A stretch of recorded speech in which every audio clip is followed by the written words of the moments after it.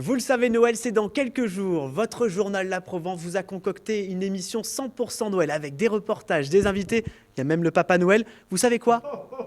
On démarre en musique, c'est parti pour la grande émission de Noël.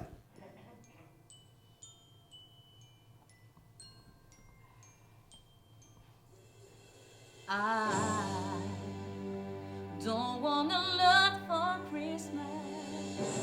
There is just one thing I need. I don't care about the present underneath the Christmas tree. I just want you for my own, more than you could ever know. Make my wish come true.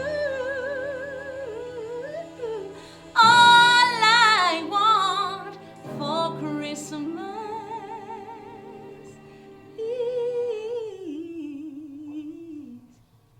you.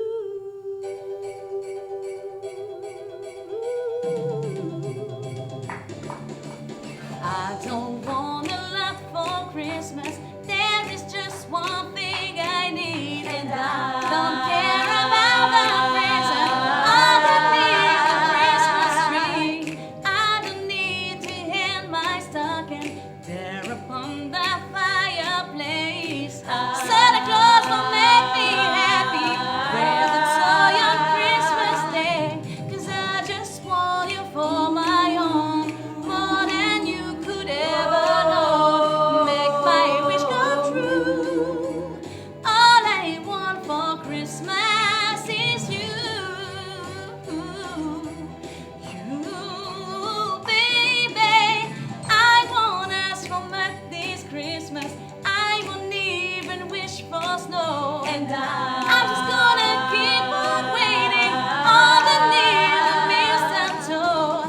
I will make a list and send it to the North Pole Sandy. I will even stay awake to wear those magic rings and queens, 'cause I just want it here tonight, holding on to me so tight. What more can I do? All I want for Christmas is you. You, baby. All the lights are shining so brightly everywhere, and the sounds of children's light up fill the air, and everyone is singing. I hear the cymbals ringing, so I wanna bring me the one I really mean. Won't you please be my baby to me? Yeah, yeah, yeah. I don't want a lot for Christmas. This is all I'm asking for. I just wanna see my baby standing right outside my door, 'cause I just want you for my own, more than you could ever know. Make my wish come true. All I want for Christmas.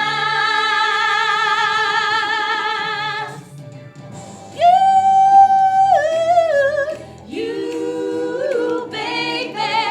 All I want for Christmas is you, baby. All I want for Christmas is you, baby. All I want for Christmas is you, baby. All I want for Christmas is you, baby. All I want for Christmas. Merci beaucoup au groupe Divine Gospel Music. Mais qu'est-ce que c'est beau, bah ça y est, on est dans l'ambiance de Noël grâce à La Provence, à quelques jours de Noël. Soyez les bienvenus, toute l'équipe de La Provence vous souhaite un joyeux Noël. Et regardez autour de moi des invités de prestige, à commencer par le Papa Noël en personne. Bonjour Papa Noël. Bonjour, monsieur Dame. Bah dis donc, merci beaucoup d'être venu. Vous verrez aussi vous pouvez vous l'offrir au moment Noël, le jour même. On en parlera dans un instant. Avec nous également Delphine Tisser, bonjour. Bonjour. Vous êtes la secrétaire générale du Secours populaire à Avignon dans le Vaucluse. Et vous allez voir que Noël peut être féerique, mais aussi solidaire, tout simplement. Et puis Noël, c'est aussi les traditions. Et pour en parler avec nous, eh bien, nous avons Pierre Rolandin. Bonjour. Bonjour. Vous êtes le président, je vais essayer de bien de le dire, du Roudelet Félibrin de Château-Gombert. C'est parfait, c'est Tu vois, bien ça. c'est comme ça. Depuis On va parler- 1927. 1927. Le roudelet, pas moi. Hein. Oui. On va parler bien sûr des traditions dans un instant parce que là aussi, bah oui, vous allez voir, il y a plein de traditions. On vous a posé la question. Et puis on attend aussi vos commentaires en dessous de cette vidéo. N'hésitez pas à partager, liker, bien sûr, pour qu'on fête tous ensemble, eh bien, Noël. Merci Papa Noël d'avoir accepté, donc je l'ai dit, bah, notre invitation parce que là, j'imagine que c'est le rush. Déjà, est-ce que tout est prêt? Tout est prêt. Racontez-nous un petit peu, ça fait près de 40 Alors, ans. 40 ans que je fais le Papa Noël Mais à domicile. Mais c'est-à-dire C'est-à-dire que je vous expliquer en quoi consiste ma venue chez les gens. donc vous arrivez, c'est-à-dire qu'on peut, alors- avec vous, donc vous arrivez chez les gens directement Exactement. à Marseille. Oui, oui, oui. C'est prévu, à une heure prévue, j'arrive. Et ce qui me caractérise lorsque j'arrive chez les familles, alors j'ai ma clochette et je fais ho ho ho ho. Alors déjà, ils entendent le Oh, vous le faites bien en ho, ho, plus, hein. ça veut dire que Papa Noël, il est là. Alors les gens, ils savent que je vais arriver à une heure précise, mais les enfants, ils ne le savent pas. Eh oui, c'est la surprise, Voilà. évidemment. Alors donc, à mon arrivée, je tape à la porte, je trouve quelques jouets, un par enfant que je mets dans ma hotte, parce que c'est moi qui rentre les jouets. On passe du rêve à la réalité. Ouais, il y a toute une organisation Voilà. en fait pour que la féerie soit au Exactement. rendez-vous. Exactement. Vous rentrez donc chez les gens et là donc vous vous asseyez et Alors- qu'est-ce que vous voyez dans les yeux des enfants? Alors attendez, moi je suis le marchand de bonheur, parce que Eh ben oui. le plaisir des enfants quand ils me regardent, c'est quelque chose de phénoménal pour moi. Ça fait 40 ans que vous faites ça. Oui. Qu'est-ce qui vous plaît? Comment vous êtes tombé là-dedans? Et puis une fois, j'avais un Papa Noël qui s'était présenté pour me dire qu'il venait chez moi. Alors j'ai dit, tiens, on va passer du rêve à la réalité maintenant, parce que jusqu'à maintenant, le Père Noël n'existait pas. Bien sûr qu'il existe le Père Noël. Oui, Attendez, d'accord, vous mais êtes jusqu'à là. maintenant, il n'existait pas. Mais Enfin. maintenant, on passe du rêve à la réalité. Alors comme j'ai vu cette personne qui est venue chez moi, je me suis dit, pourquoi pas continuer la tradition. Alors je continue, quand j'arrive chez les gens, alors ils disent aux enfants, allez ouvrir, c'est tonton qui arrive. Alors ils font ouvrir par les enfants pour que La surprise la soit surprise, quand là. Et ils c'est pas arrivent tonton, et qu'ils c'est trouvent vous le qui arrivez Papa en Noël. personne. Ils s'attendaient pas, ils s'attendaient à voir le tonton et puis ils trouvent le Père Noël. Alors vous imaginez un peu la joie. Il y en a un petit garçon une fois, il m'a attrapé comme ça, il m'a serré. Il me dit, Papa Noël, mon Papa Noël, je t'ai attendu toute l'année, je t'aime. Quand on vous fait ça, vous fondez, là, c'est impossible.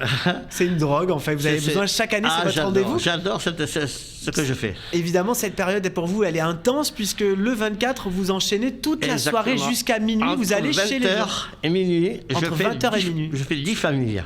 D'accord, Alors, une fois que je suis rentré, Oui. on me prépare une chaise à côté du sapin. évidemment. J'arrive fatigué, Papa Noël très fatigué, qui vient de très loin, et je m'assois.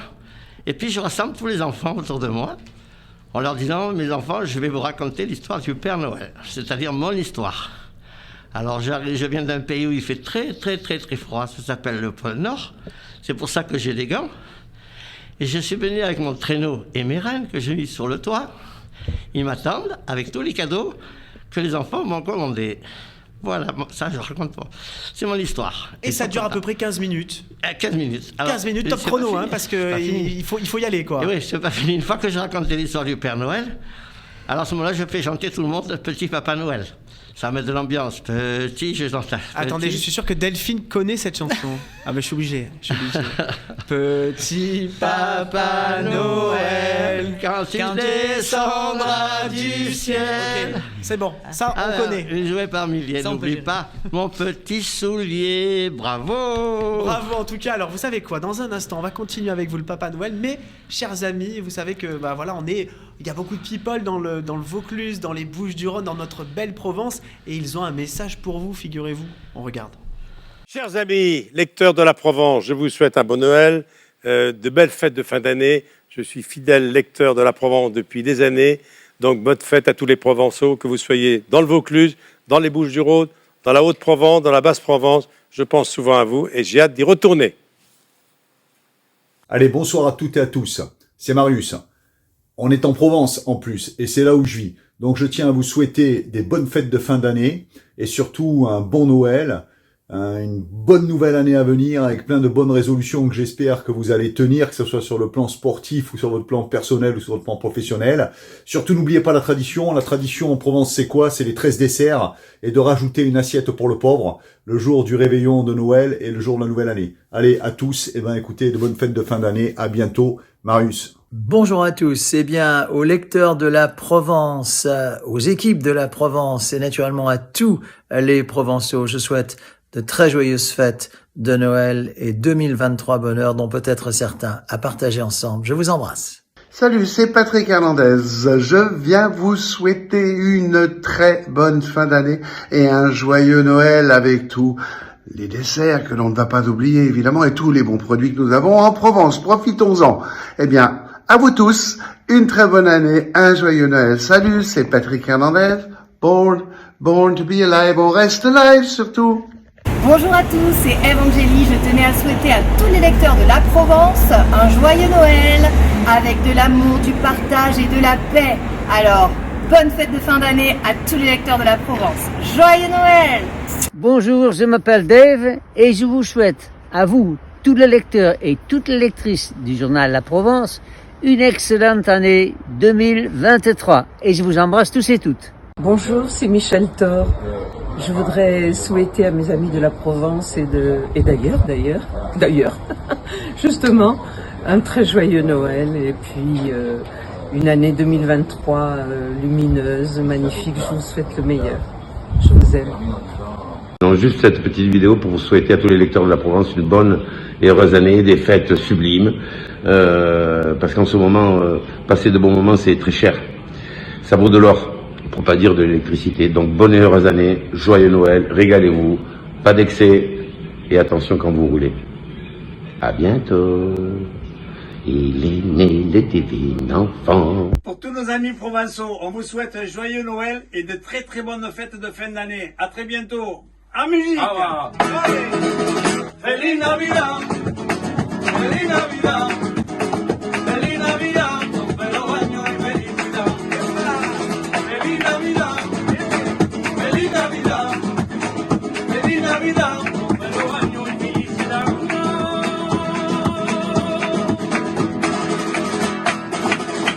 Joyeux Noël et bonne année. On vous aime. Qu'est-ce qu'on peut souhaiter justement à tous ces Provençaux? Papa Noël, allez, je commence par vous. Qu'est-ce qu'on peut leur souhaiter à ces Provençaux? Un joyeux Noël et beaucoup de cadeaux et la santé surtout. Ouais, pour 2023? Oui. Et qu'est-ce qu'on peut vous souhaiter à vous, Père Noël? Pareil, avec beaucoup d'enfants, beaucoup de cadeaux. Je voulais juste terminer ma prestation qui dure un quart d'heure. Je leur fais 2 tours de magie. Ensuite, je regarde le papa, je dis « Oh, mais toi, je te reconnais. J'étais venu chez toi, tu avais 3 ans. Je t'avais apporté un petit train électrique, il était bleu. » Alors, le papa, Access, bien sûr. Et toi aussi, j'étais venu chez toi à la maman. Tu avais 4 ans, je t'avais apporté une poupée rose avec 2 nattes. Ah oui, alors les enfants, ils sont émerveillés. Le Papa Noël a une excellente mémoire. Vous savez quoi, Papa Noël? On va regardez maintenant toutes les coordonnées pour joindre le Papa Noël et vous l'offrir à domicile. Merci beaucoup pour rester avec nous, Papa Noël. Oui, portez chance. Vous voyez, regardez, même le chapeau qui s'en va. En tout cas, c'est sûr qu'on vous souhaite des vœux de bonheur et de réussite pour cette nouvelle année 2023. Arthur Sorubas est venu vous rencontrer dans les rues justement pour vous souhaiter une bonne année.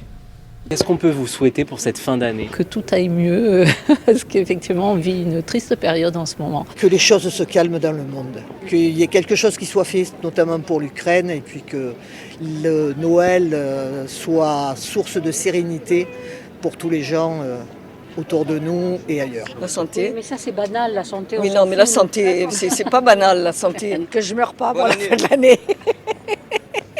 La santé, monsieur. Mes jambes, retrouver mes jambes. Mais ça, c'est impossible. Hélas. Oh là là, il y a beaucoup de choses qui changent en mieux.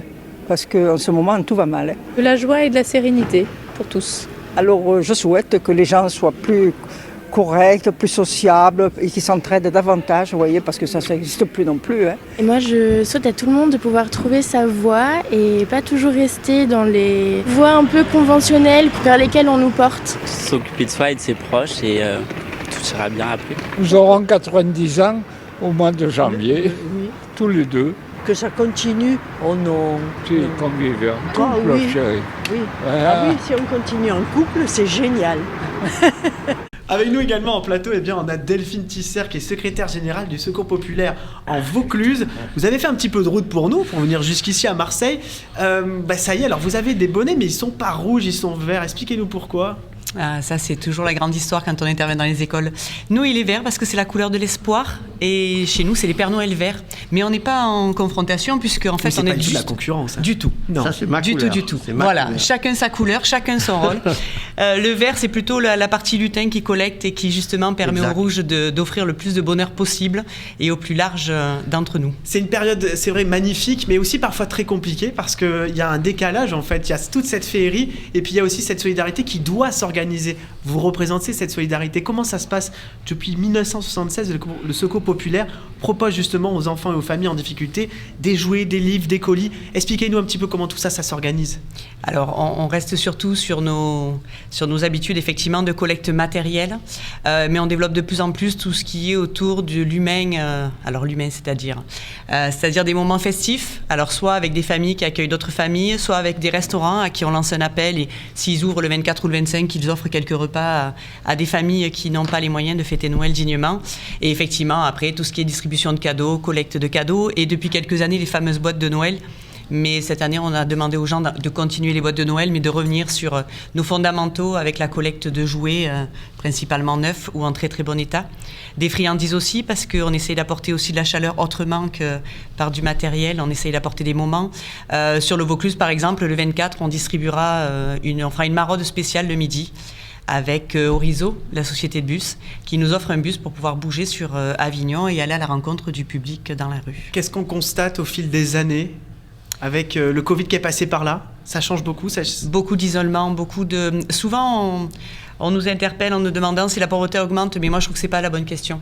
La pauvreté, elle est bien sûr matérielle et financière avec tout ce qui se passe, et attention, on en est réaliste, mais elle est surtout humaine par rapport à la réaction des gens, par rapport à l'isolement et au fait que tout le monde s'est bien rendu compte pendant le confinement qu'ils étaient seuls, plus ou moins isolés. Alors les fêtes de fin d'année étaient un moment particulier déjà puisqu'on s'en rendait compte, mais avec le Covid, ça n'a fait qu'amplifier cette sensation.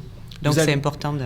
Vous avez jusqu'au 31 décembre pour donner vos dons, toute l'année bien sûr, mais voilà, le 31 décembre pour spécialement ce don pour Noël, 80 €, 120 € montant libre. Toutes ces sommes-là, c'est du concret. Expliquez-nous, qu'est-ce qu'on peut faire avec 80 € par exemple? Une famille de 5 personnes profiter d'un spectacle, c'est ça? C'est même plus, puisque les 80 €, ils sont bonifiés par l'engagement de tous les bénévoles qu'on remercie chaleureusement encore une fois et que grâce à qui on peut aujourd'hui continuer notre activité. Mais 80 €, vous multipliez ça par la mobilisation des bénévoles pour amener les personnes, pour les accompagner, pour la préparation, pour la collecte, pour le démarchage. C'est vrai que c'est énorme en termes de travail. Donc 80 € donnés, sachant qu'en plus il y a la déduction fiscale, ce n'est pas minoré. C'est au moins une famille qui passe une très très bonne soirée avec spectacle et repas. Combien de bénéficiaires en Vaucluse? Nous, on est à plus de 15 000. 15 000 bénéficiaires qu'on embrasse chaleureusement s'ils nous regardent ce soir. On embrasse aussi Alice Belaïdi qui est avignonnaise quand même et qui est la marraine de la campagne Père Noël Vert. C'est la classe quand même. Oui. Alors on a des stars aussi de temps en temps. Ah bah oui, nous on a le Père Noël, vous avez Alice Belaïdi. Chacun les siens. Voilà. Bon, est-ce que vous connaissez, Delphine, les 13 desserts? Oui.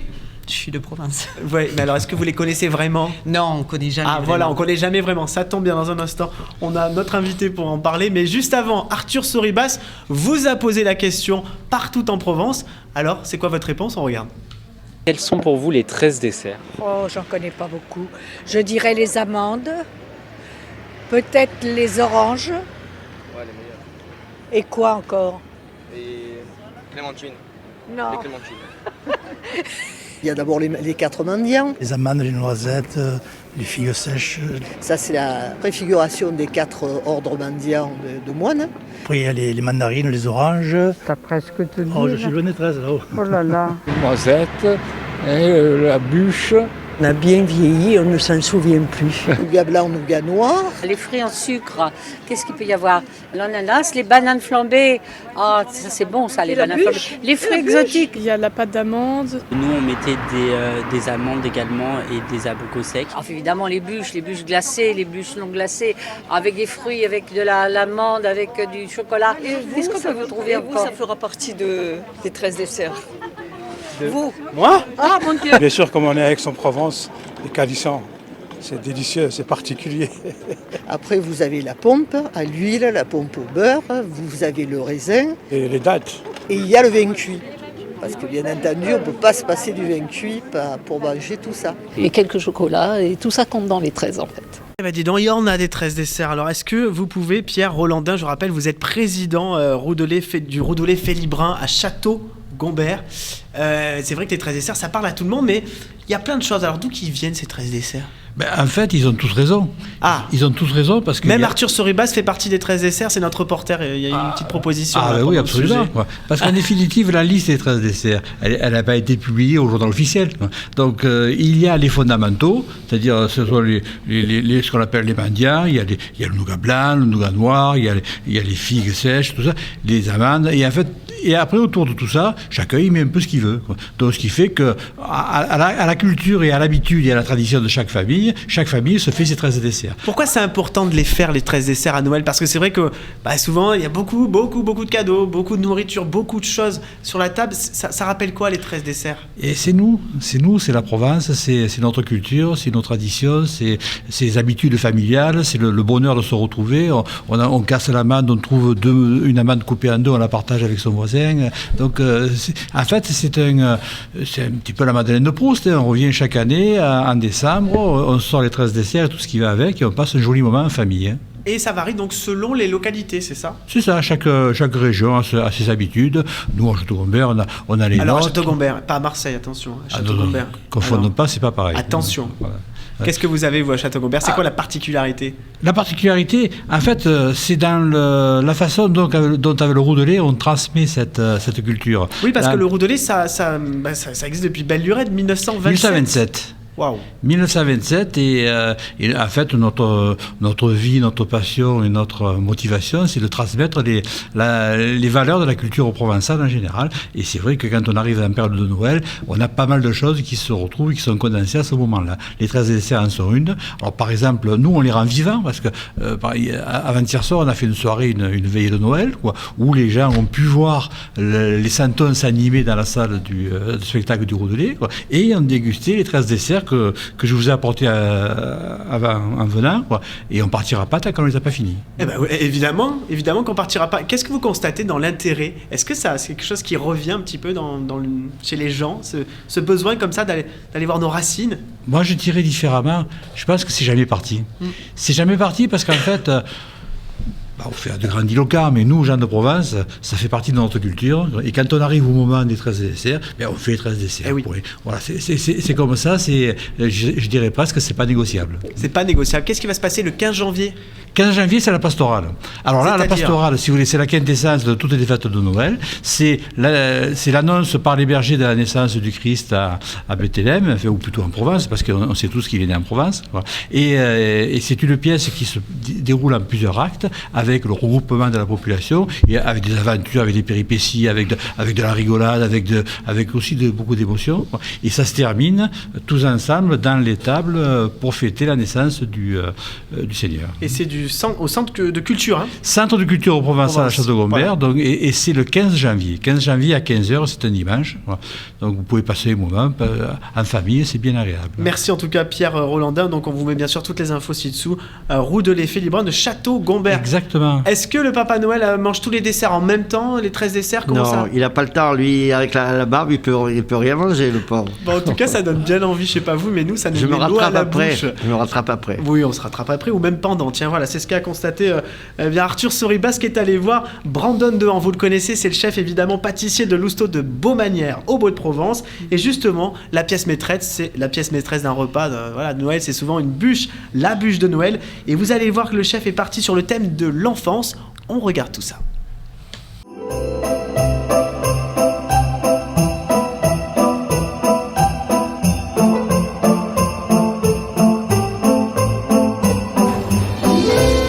Bienvenue dans la pâtisserie de l'Housteau de Beaumanière. Je vous présente la création de notre bûche 2022 autour de l'enfance. Donc l'idée c'était vraiment de découvrir plein de jouets différents avec une lettre au Père Noël. Et à l'intérieur j'ai voulu rappeler aussi un peu les souvenirs d'enfance avec le cookie, le lait et le chocolat que souvent on donne au Père Noël avant qu'il reparte pour les autres enfants. On va venir chemiser notre moule qu'on a fait pour notre bûche de Noël avec du chocolat pour vraiment remplir les petits sujets en fait, le petit cheval, le casse-noisette, les pièces d'échecs, les petits dés, l'effigie de Beaumanière. Et comme ça après, une fois qu'on aura fait notre fine couche de chocolat, on va venir mettre notre mousse à l'intérieur. C'est un moule qu'on a réalisé sur mesure avec la ferme 3D à Saint-Rémy-de-Provence. Donc c'est un moule qui a mis pratiquement 6 mois à être élaboré. Et après je vais venir remplir et je vais la vider sur une table vibrante pour enlever le maximum de chocolat. C'est un chocolat d'origine Équateur à 65%. On va laisser figer et on va aller là-haut pour faire le reste de la bûche. Là, je vais faire la mousse de lait légèrement vanillée qui vient enrober toute la bûche avec les inserts. Donc du coup ça c'est du lait réduit avec du lait concentré sucré pour apporter un peu de sucre. Là je vais venir rajouter de la vanille à l'intérieur. Ça on va le faire bouillir. On va passer au chinois pour enlever tous ces petits filaments de vanille. On va rajouter de la gélatine à l'intérieur, le faire refroidir un tout petit peu. Voilà, donc là elle a complètement disparu. Et là maintenant directement sur les glaçons pour que ça prenne tout doucement et qu'après on incorpore notre chantilly à l'intérieur. On va préparer la crème à monter bien froide.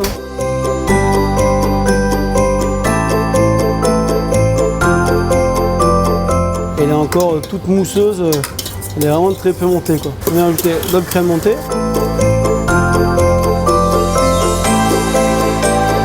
Je tourne en même temps mon fouet pour faire un beau mélange, que ce soit très aérien et très léger.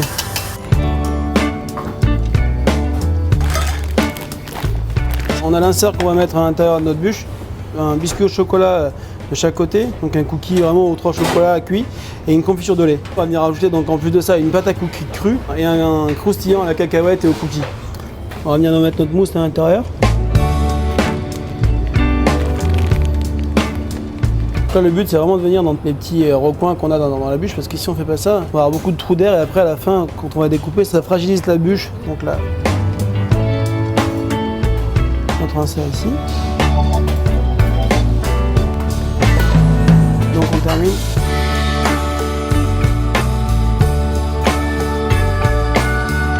Voilà, on a tout l'excédent.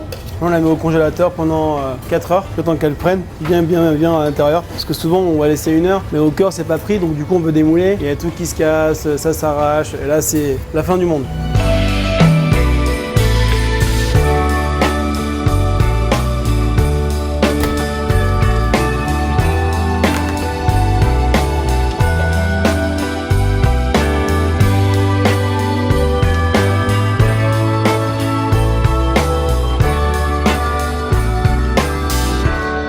On s'est dit que vu que forcément c'était une lettre au Père Noël, on allait un peu reproduire voilà, les mots de Provence, le Père Noël qui passe avec des timbres, comme si on venait poster le colis à la poste.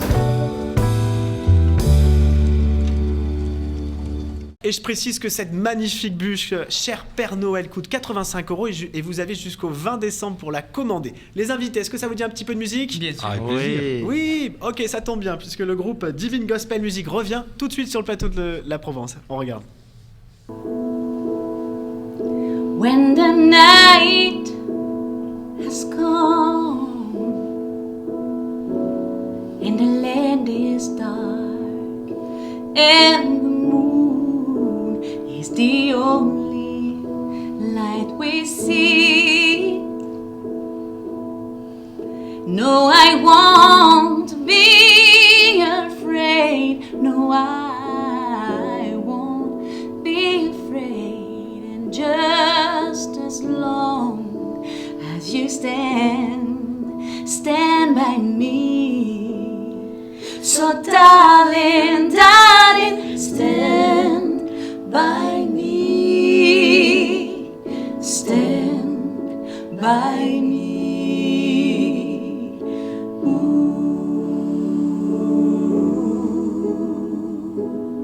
Stand by me. In the sky that we look upon should tumble and fall, all the mountains should crumble to the sea. I won't cry, no, I won't shed a tear. Just as long as you stand by me. So darling, darling, stand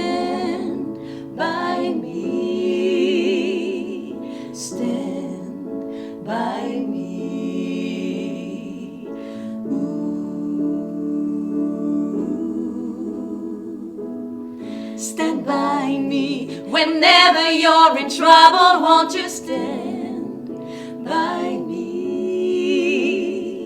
Stand by me. Ooh. Stand by me. So darling, darling, stand by me. Stand by me. Ooh, yeah. Stand by me. Stand by me. Stand by me. So darling, darling, stand by me. Stand by me.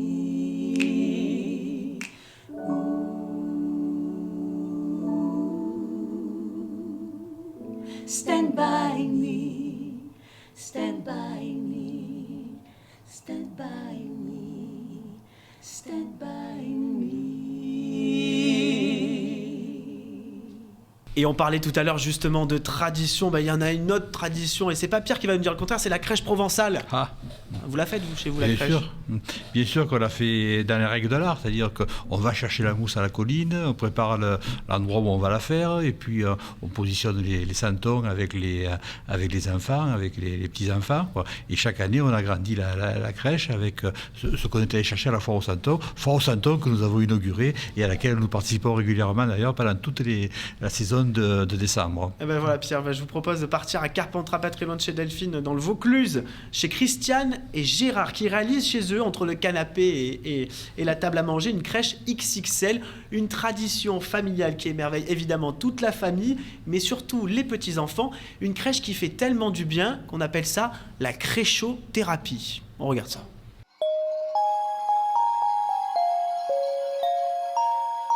Nos petits-enfants, après les vacances, disent « Mamé, papé, quand est-ce que vous commencez la crèche ?»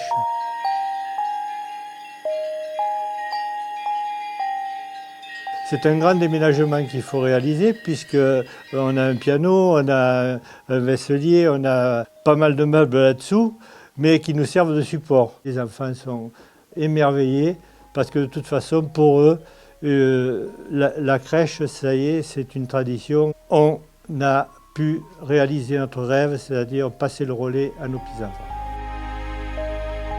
La crèche, de toute façon, c'est la nativité, c'est la fête de Noël, c'est la naissance de Jésus. Christiane a réalisé sa crèche, mais aussi en faisant voir à tout le monde les anciens métiers, la façon dont les gens travaillaient, la solidarité qu'il pouvait y avoir entre les uns et les autres, l'entraide, la convivialité, les petites fêtes. Nous, Provençaux, nous, Comtadins, surtout Comtadins, puisqu'on est un Comtat-Venessin, nous sommes des gens qui avons besoin de passer les relais et de dire que c'était comme ça avant. Alors, la modernité est une très belle chose, il faut aller de l'avant, il n'y a pas de souci, mais le fait de savoir où sont nos racines nous permettent d'avoir une philosophie de la vie peut-être un petit peu différente.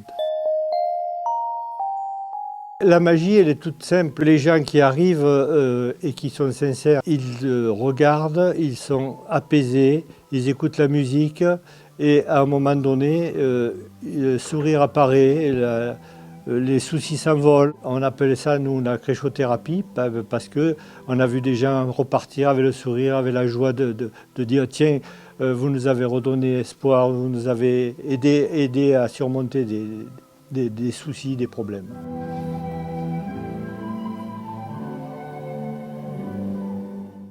Et justement, en parlant de santons, il y en a certains qui portent au plus haut les santons. C'est le cas de Gisèle Beaumont-Vouriot à Marseille. Vous la connaissez peut-être? Ah oui, absolument. C'est la doyenne de la foire des santons à Marseille. Et justement, Philippe Laurençon s'est rendu dans son atelier dans le quartier Vauban, à 2 pas de Notre-Dame de la Garde. On y va.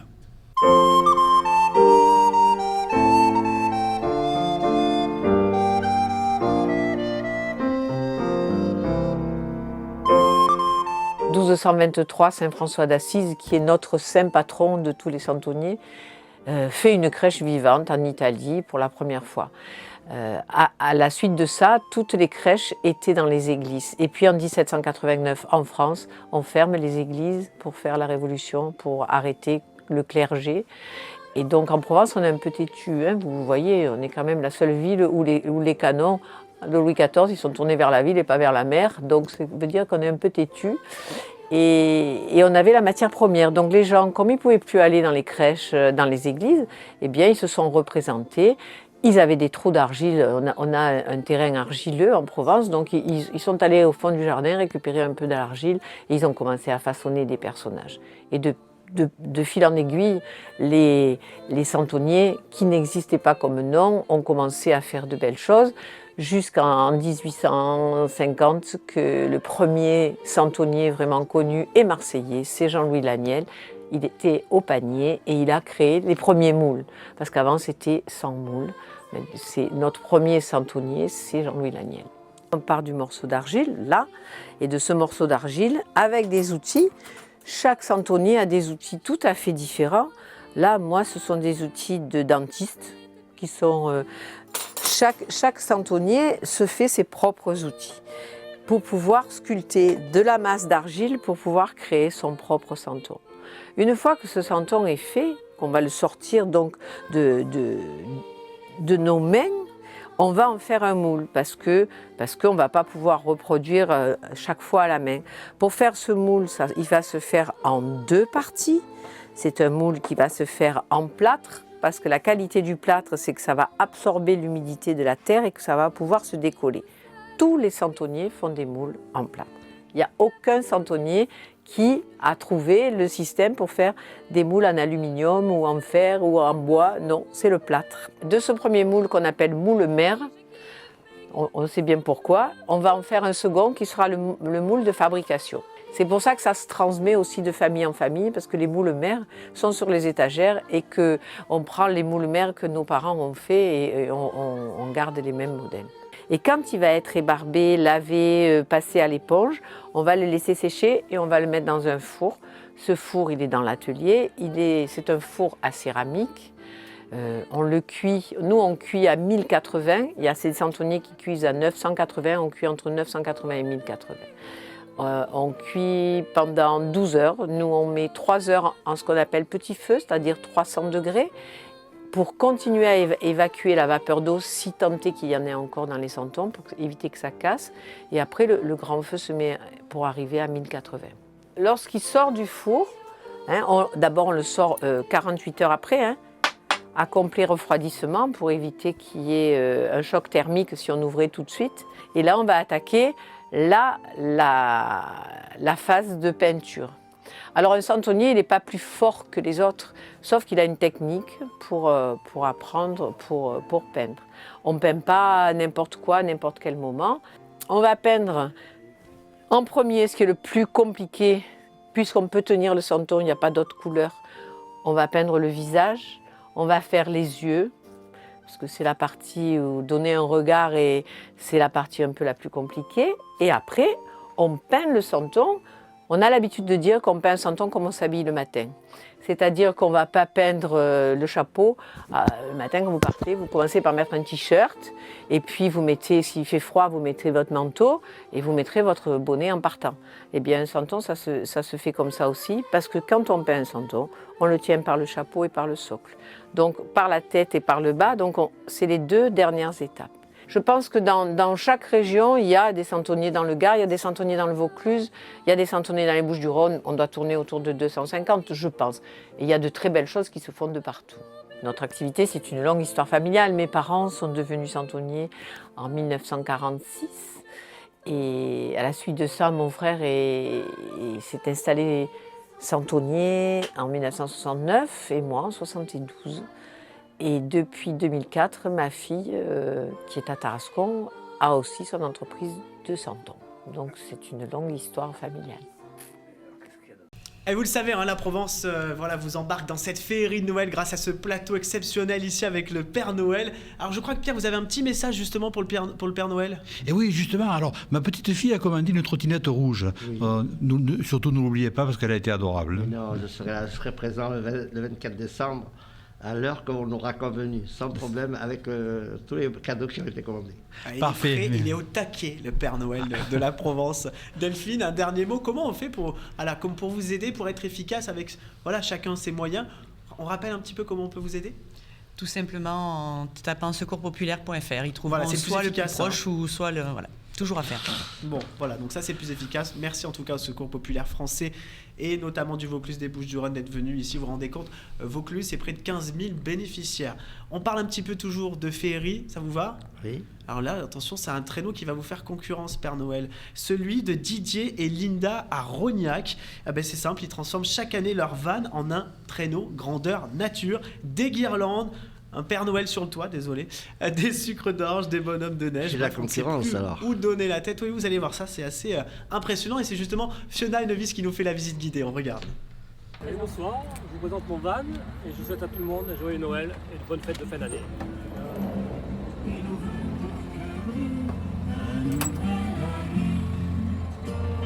Depuis 4 ans, Linda et Didier transforment à chaque Noël leur van de collection en un traîneau grandeur nature, des guirlandes qui le recouvrent de la tête aux pieds, un Père Noël sur le toit, des sucres d'orge, des bonhommes de neige.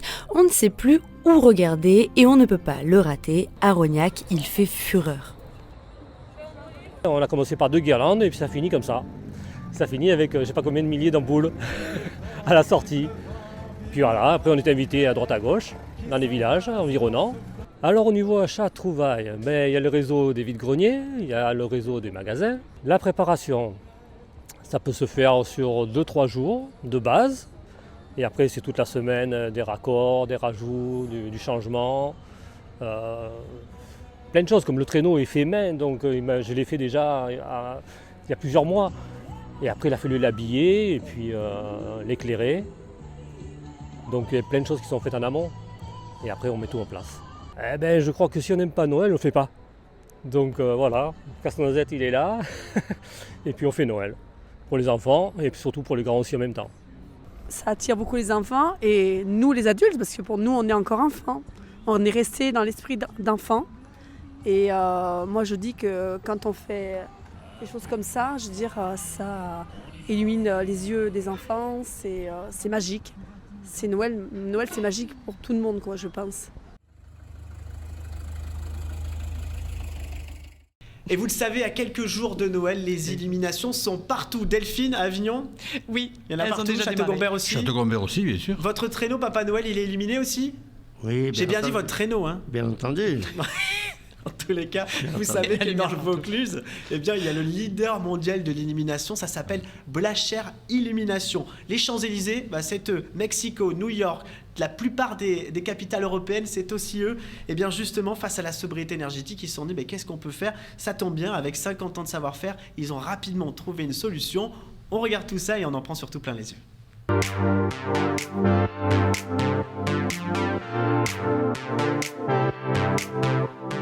Oui, il y aura de la lumière à Noël. Il y aura de la lumière à Noël et les enfants seront ravis de découvrir des grands décors, des grands personnages.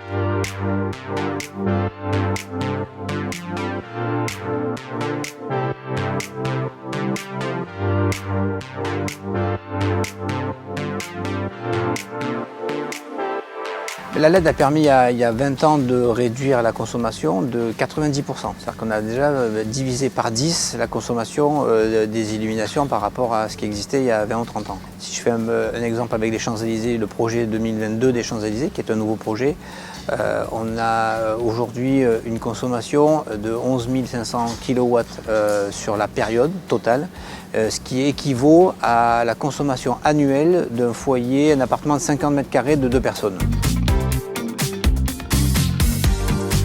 Aujourd'hui, avec la sobriété, on nous demande d'être encore plus vertueux. Grâce à ces boîtiers, on va pouvoir économiser encore plus. On va pouvoir programmer les plages horaires hebdomadaires et aussi calendaires pour dire le soir de Noël, on veut que ça dure un peu plus longtemps et les soirs de semaine, que ça dure un peu moins longtemps. Il y a eu effectivement un réel boom. On a plus que quadruplé les ventes sur ces boîtiers.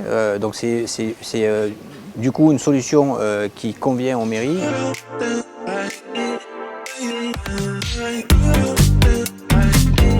Oui, on a été inquiet. Oui, aujourd'hui, il y a un tassement un peu des commandes globales. Le volume a baissé de façon un peu globale, etc. Heureusement, on est présent à l'international.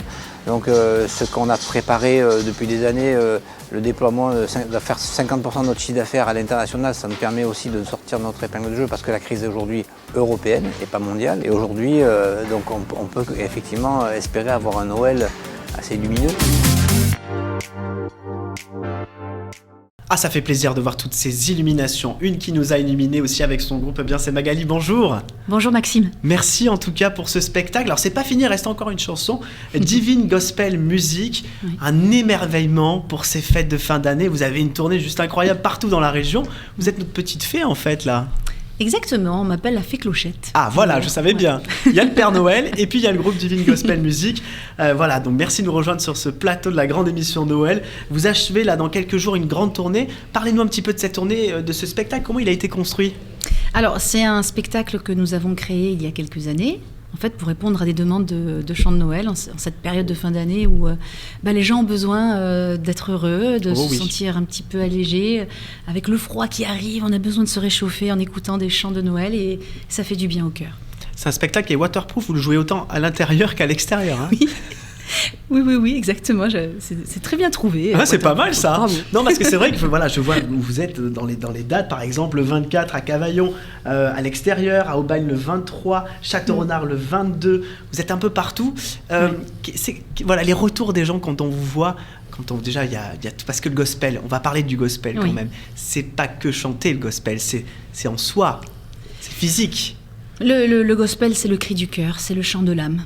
Donc, dès qu'on se met à chanter, des belles vibrations émergent et viennent un petit peu contaminer toutes les personnes qui nous écoutent. Et on est baigné dans un bain d'amour, de jouvence, de félicité. Enfin voilà, tous ces sentiments qui nous animent et qu'on a besoin de recevoir en cette période de fin.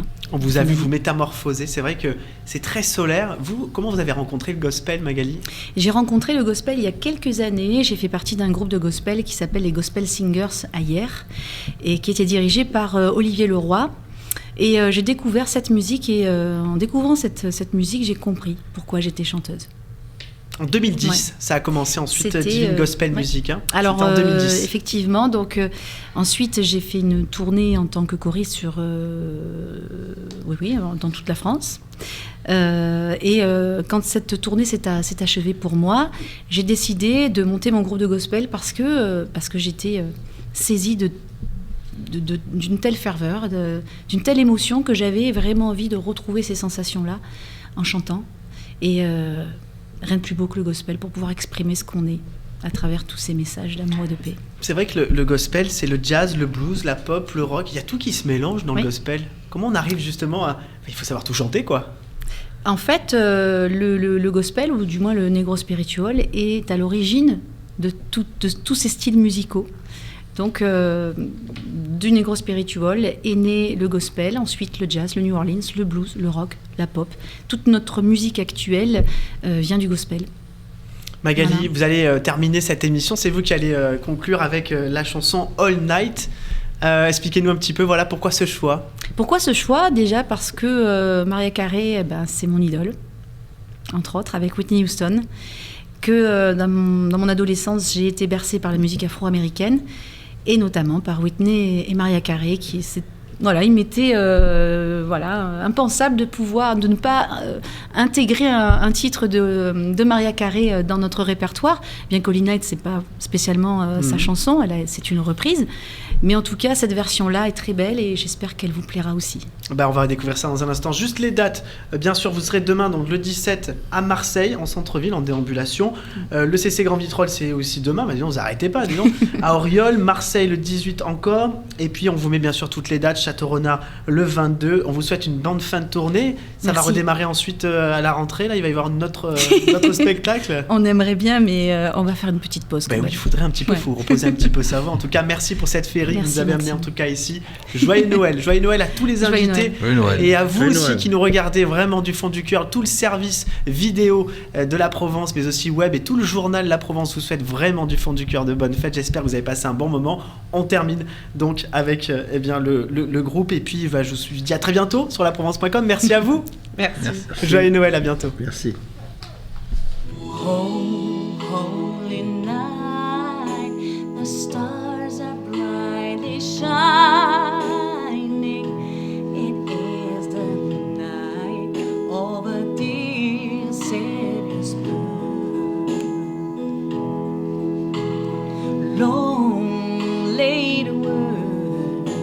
and seeing they never pining till he appeared, and a soul fed his word. A thrill of hope, the way we were rejoices, for yonder breaks a new and glorious morn. For